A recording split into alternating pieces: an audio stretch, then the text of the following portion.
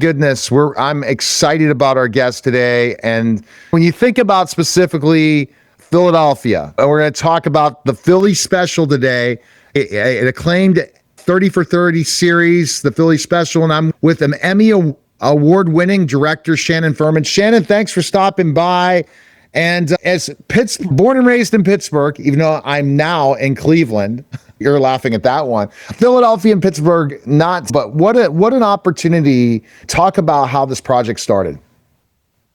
Yeah, we do a 30 for 30 for ESPN every year. I work out of NFL Films. You have pitch meetings, you talk about different ideas. Once we settled on this as an idea, and we felt like it was the right time. We're 8 years removed, yesterday removed from the play happening. The Eagles are coming off of their second Super Bowl. We thought maybe there was a chance they'd be in a third one. That didn't come true for us, but it just felt like the right time to celebrate this story and this iconic play. And then you start planning, like, how do you want to do this? Who do you want to be the focal point? Where do you want to do it? Pretty early on, we settled on that we wanted who our 5 main characters were. We wanted like the 4 guys who touched the ball on the play plus their head coach.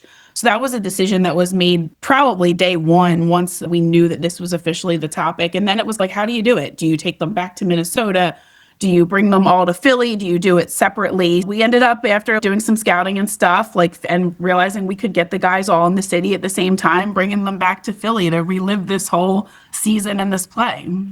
Yeah, exactly. And at least you beat a team I don't like, the Patriots. So we'll go with that. And the play, it really just immortalizes what Philly's about, right? That play. And so... Yes, like perfectly. Like, it's the whole underdog story. A city had never won a Super Bowl before that.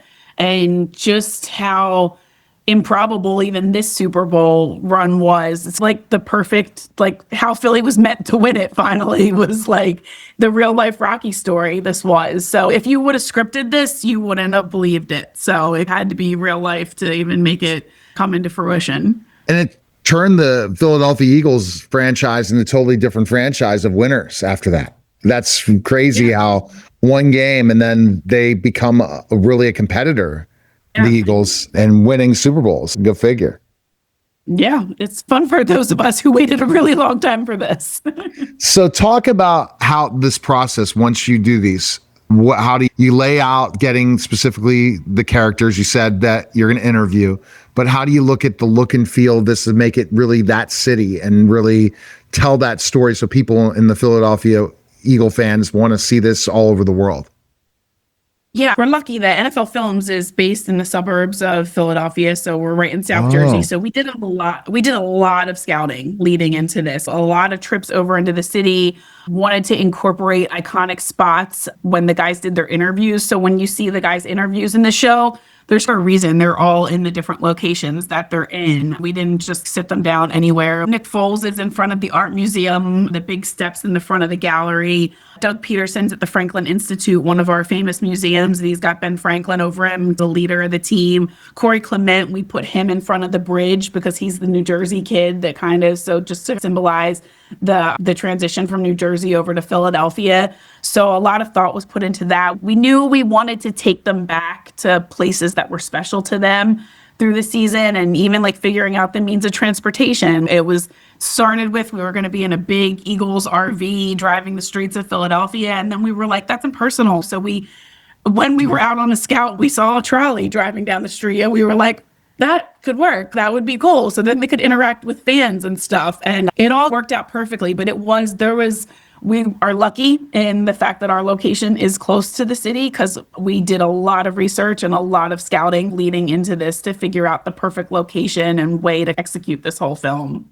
Absolutely. And to execute it to that level, you said NFL Films. And what do you see as this is a stamp on this has really worked out for you when you're putting together a documentary? Because I love sports documentaries. They're the best thing ever. And it's, even if you don't like the team, you enjoy watching it because you enjoy seeing the whole storylines and how you find other storylines in between in that process. It's such storytelling. But how do you know you've really you've told the right story?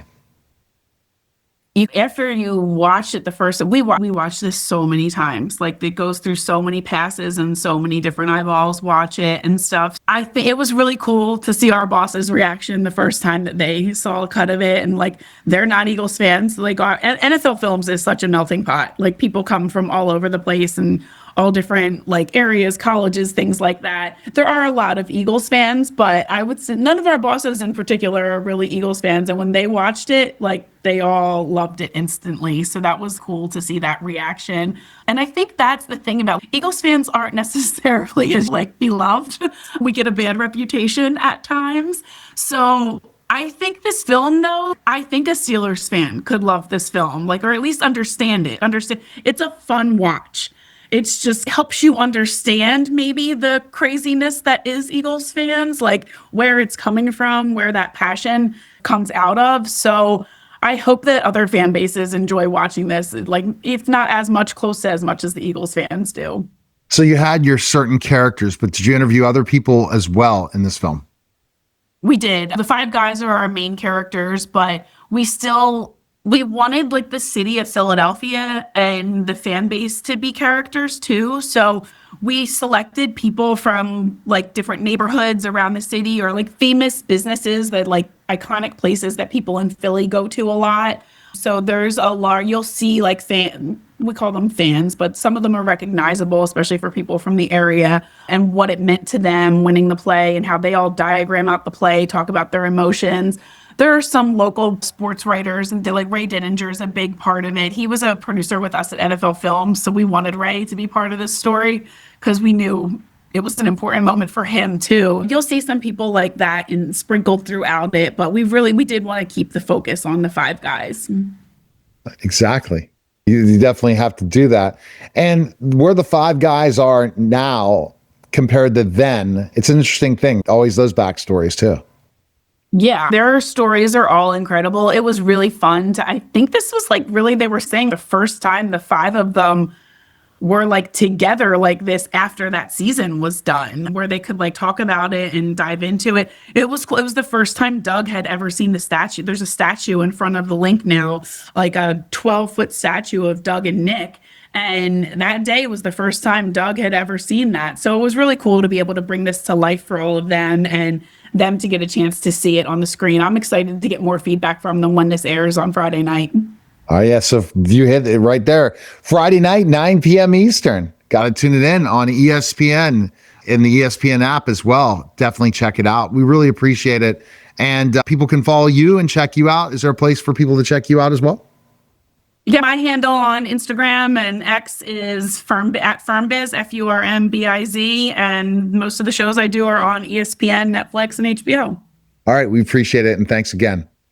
Thanks for having me. All right, take care. You're listening and watching The Neil Haley Show, and we'll be back in just a moment. All right, we're clear.